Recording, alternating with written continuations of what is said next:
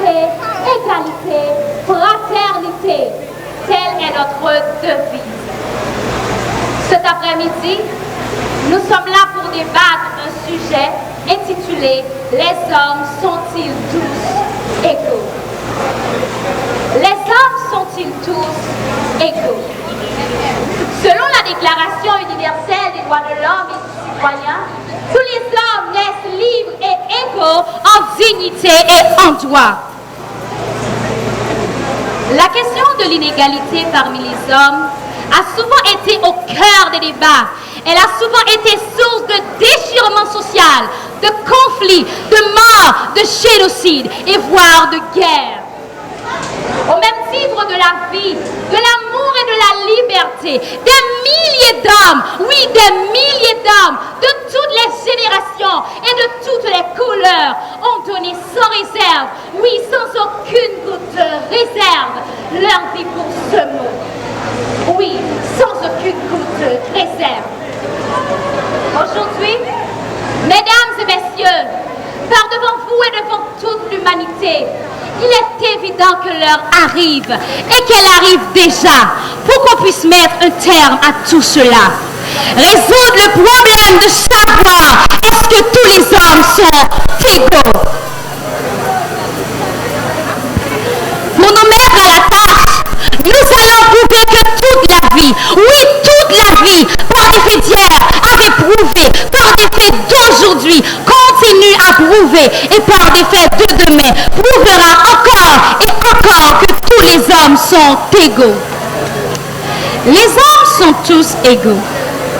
Peut-être cette phrase n'est pas évidente aux yeux de tout le monde. Mais, depuis quand la vérité était-elle toujours évidente? Ou du moins, depuis quand tout ce qui est évident était une vérité?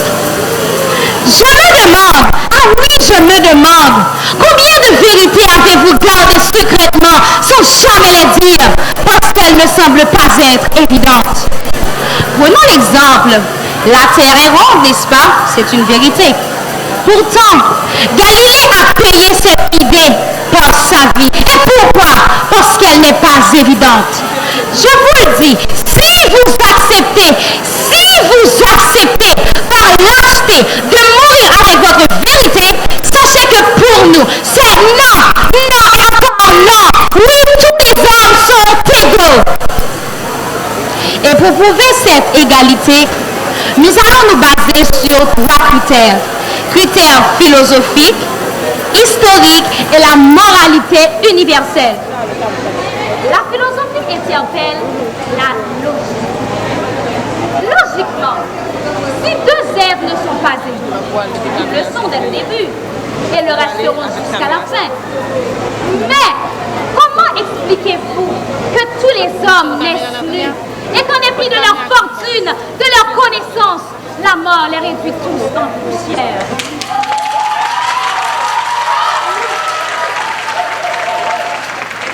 Prenons l'histoire du grand Alexandre le Grand. Le grand Alexandre le Grand, ça sonne pas. Puis pendant nous là, nous pouvons parler de nègre ça. Savons ça, nègre qui est bête, comme nous souvent dit dans le langage créole là. Alexandre le Grand a conquis l'Europe. Et même un grand parti dans la vie. Il arrivait un moment, il tombait malade. Et les hommes tombaient en réalité. Mais qui réalité? Les Alexandre le Grand tombé malade, il écrit dans le testament, les mourir. Sous toute route côté n'a passé à séquelles moins. La gueule l'argent la donne, la gueule l'or la donne. Oui, les mourir, c'est savant yo, scientifique yo qui doit porter séquelles moins et puis exploser les bras de yo. C'est vital yo dit. C'est pour montrer, peu importe, scientifique que vous êtes, savant que vous êtes, devant la mort, nous ne faisons rien. C'est pour montrer, moi faire de mes vies et m'a tourné de mes vies.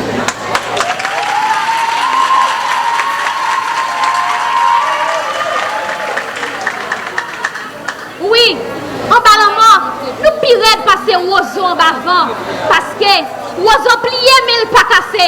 Mais nous-mêmes, la mort crasée, la mort éliminée. Souviens-toi que tu es né poussière et que tu retourneras poussière. sommes égaux. L'historicité. Souvent, quand on parle d'inégalité, on a cette tendance à dire que les hommes sont supérieurs aux femmes. Si question inégalité à t'avait à plus loin, si on t'avait la gueule sous mesdames, eh bien mesdames, pareil moi yo, prends l'histoire nous. Les nous considérer étant Pascal Trouillot, Michael Jean, est-ce qu'elle a toujours dit que femme pas important même Jean à garçon? Les nous considérer Marie-Jeanne, Claire Heureuse et récemment Antoinette Duclerc. Est-ce qu'elle a toujours dit que femme pas voyant même Jean à garçon? Mesdames moi yo, est-ce qu'elle pas important même Jean à qui garçon? Eh bien mesdames, posez à la main. La moralité universelle. Moralement, peut-on soutenir encore l'inégalité parmi les hommes? N'est-ce pas légitimer ou renforcer autrement les discriminations? Dans la mesure où l'inégalité débouche à l'exploitation, à la domination de l'homme par les moyens de l'homme. Dans l'histoire, nous retenons tout ceci. Lorsque les notions de liberté et d'égalité se sont érigées comme vertus républicaines dans la Révolution française de 1789, on interdisait strictement aux affranchis qui ont pu naître ces notions de retourner dans les colonies. Et pourquoi? Dans l'objectif de masquer malhonnêtement, je dis malhonnêtement, les bienfaits de l'égalité aux esclaves. Pour conclure, puissent tous les hommes se souvenir qu'ils sont frères et égaux, comme il pose aussi la Déclaration universelle des droits de l'homme et du citoyen, affirmant la liberté, l'égalité et surtout la fraternité entre les hommes. Frères de sang, car fils et filles de Madame Humanité, frères de pensée, car nos cerveaux si identiquement différents se recréent sans cesse. Frères d'âme, car nous bataillons ensemble contre les pires supplices, contre les pires maux, et enfin frères de cœur, car les nôtres ne cessent de battre à l'unisson. Soyons tous et sans exception les avocats de l'humanité. Parlons, agissons afin qu'elle puisse s'enrichir de nos différences, sans reproduire les erreurs du passé. Avec cette conviction, nous pourrons travailler ensemble, lutter ensemble, défendre la cause de l'égalité ensemble. Et enfin, nous cesserons de dire que tous les hommes ne sont pas égaux. Merci.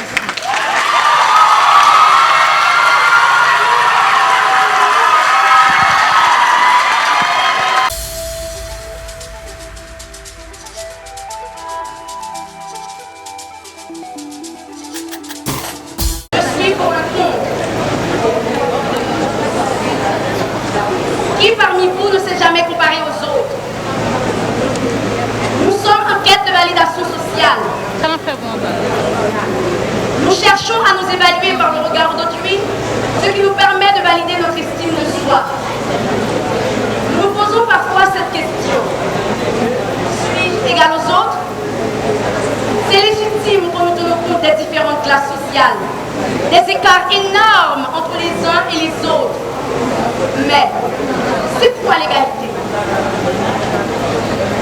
Elle correspond à des situations identiques entre individus face aux droits qu'ils peuvent revendiquer, face aux conditions d'existence et face aux ressources auxquelles ils peuvent prétendre. Elle est quantitative et suppose à une certaine équivalence. De là, les hommes sont-ils égaux? Certains ne se sont pas bornés ou libres, tandis que d'autres, plus libres de prétendre à certains droits. Envisager l'égalité parmi les hommes, n'est-ce pas une féroce hypocrisie cachée sous le masque de la philanthropie? En premier lieu, c'est très humain de croire que tous les hommes sont égaux. En effet,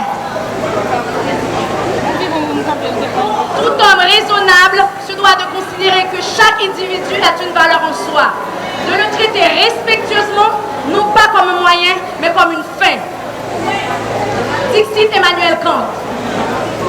Puis, selon l'article 1er de la Déclaration universelle des droits de l'homme et du citoyen, tous les hommes naissent et demeurent libres et égaux en droit.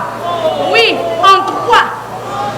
Les chrétiens, ayant la Bible comme référence, soutiennent soutiennent que nous sommes tous égaux devant Dieu. Devant Dieu. En revanche, nous devons mettre les pieds sur terre et comprendre que nous sommes ici parmi les hommes. Et ici, l'idée d'égalité n'est qu'une illusion. C'est de la pure hypocrisie que de prétendre que tous les hommes sont égaux.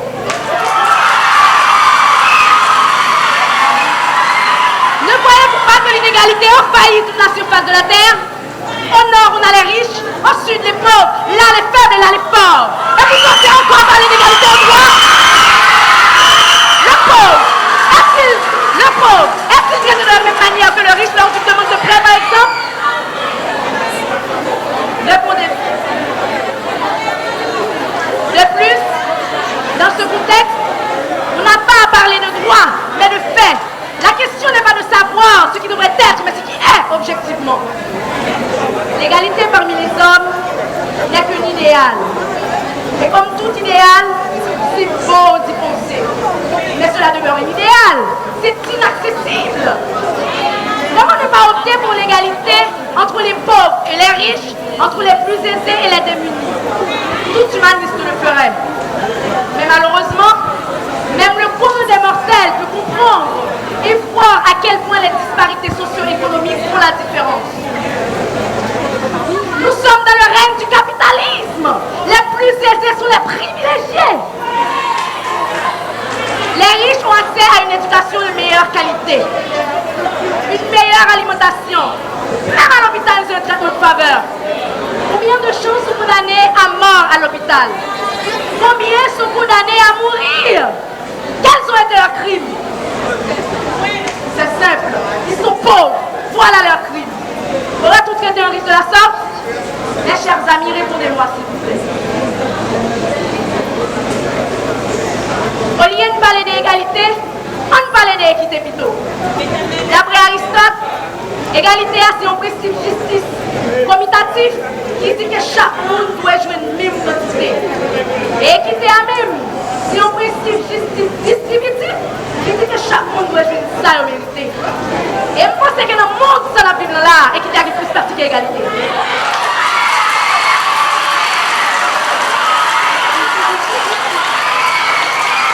Pas rester qui va lever loup, qui va lever les chairs, pas qu'à réclamer même quantité, même pas avec nous qui travaillent ici. Il y a un élève qui va travailler, qui va étudier, qui va faire des voiles, pas jamais qu'à réclamer même faveur, même top avec les élèves qui étudier, qui travaillent ici.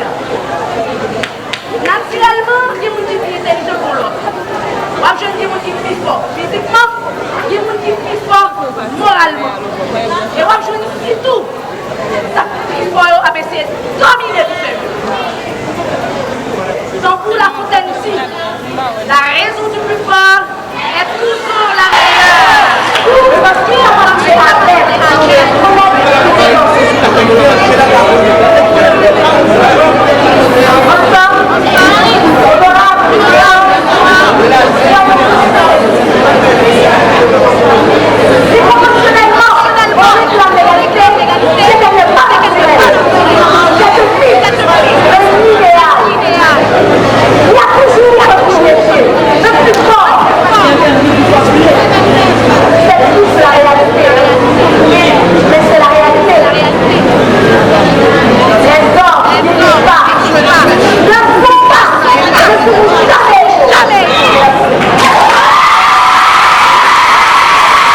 Est-ce que toi, Badio, tu te sens supérieur par rapport à Fallon?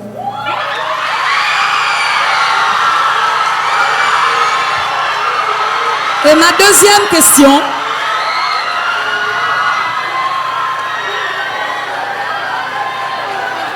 ma deuxième question sera bien, mesdames, messieurs les membres du jury, cher public, écoutez-moi.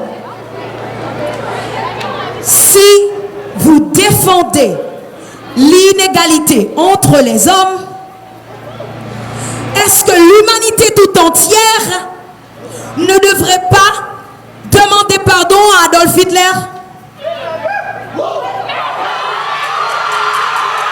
Est-ce que l'humanité tout entière ne devrait pas demander pardon à Adolf Hitler? Si vous prétendez que l'inégalité entre les hommes est soutenable. La première question de mademoiselle était si je me sens supérieure par rapport à ma camarade Fallon. C'était ça? Écoutez, moi et mon ami, on n'est pas obligé, on n'a pas forcément le même niveau social. On n'a pas le même niveau culturel. On n'a pas forcément le même niveau économique.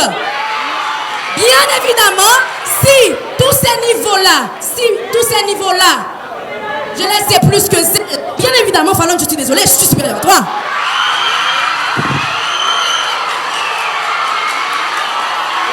Pour la deuxième question,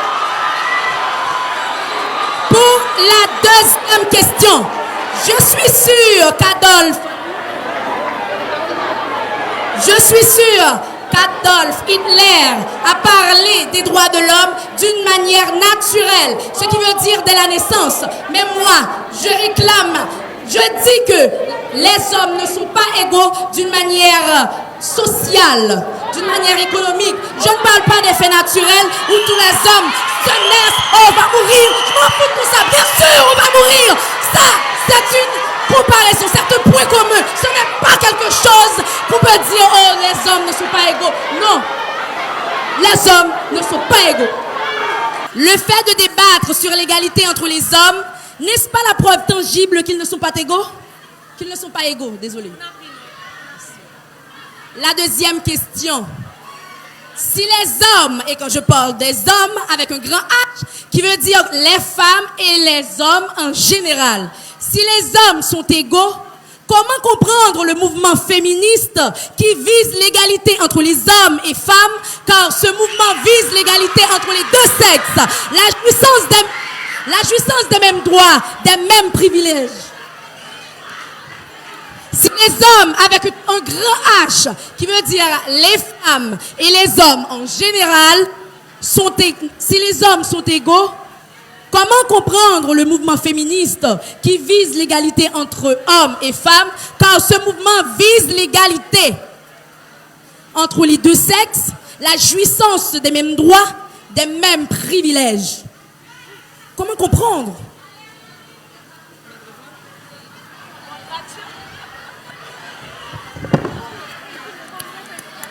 Yes.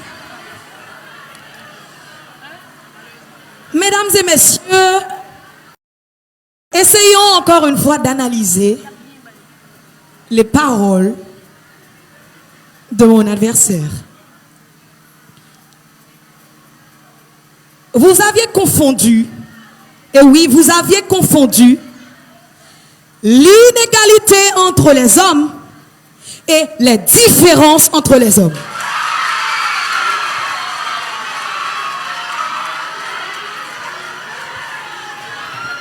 Carole, écoutez-moi.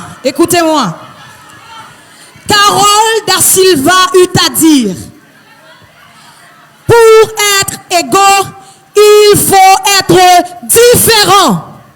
D'où la nécessité de comprendre que les questions de statut social, les questions de genre, l'inégalité entre les genres que vous prétendez, prouvent, mesdames et messieurs, la différence entre les hommes, pas l'inégalité entre les hommes.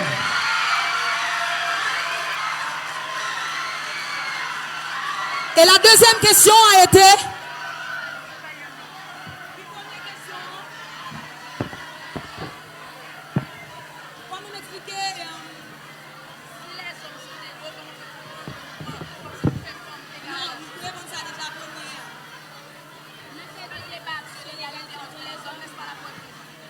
Ok, le fait de débattre sur la question de l'égalité entre les hommes nous montre que l'égalité dont on parle, l'égalité dont on essaie de défendre, mesdames et messieurs, c'est cette égalité-là dont vous avez le sentiment au plus profond de votre être que ou du moins la personne qui est là, ou du moins l'ami que vous avez à vos côtés, ne pourrait en aucun cas être inégal. Ne pourrait en aucun cas, je reprends, ne pourrait en aucun cas être inégal. La façon dont on conçoit sa vie, la façon dont on conçoit ce que l'on veut, oh oui, mesdames, messieurs, ne prouve pas que nous ne sommes pas égaux.